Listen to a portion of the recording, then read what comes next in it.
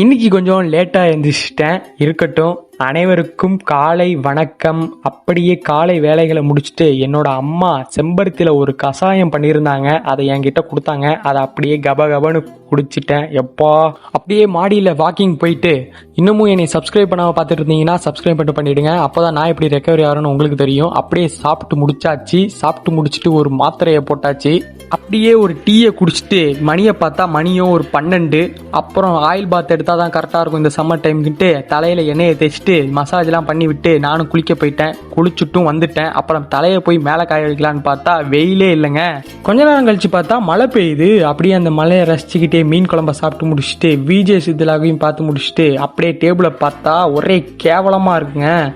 அப்புறம் அந்த டேபிள்லாம் எடுத்து சுத்தம் பண்ணிட்டு இப்போ பாருங்கள் டேபிள் எப்படி இருக்குன்னு. அப்புறம் இன்னைக்கு ஃபிசியோதெரப்பி வேறு இல்லைங்க. அதனால் ஒரு குட்டி தூக்கத்தை போட்டாச்சு. தூங்கினா தான் கரெக்டாக இருக்கும். அப்புறம் இன்னைக்கான நாள் அருமையாகவும் சிறப்பாகவும் இருந்துச்சு. அப்புறம் இன்னொன்று சொல்ல மறந்துட்டேன், எப்பயுமே ஹாப்பியாக இருங்க. ஓகேவா? டாட்டா, பாய் பாய்.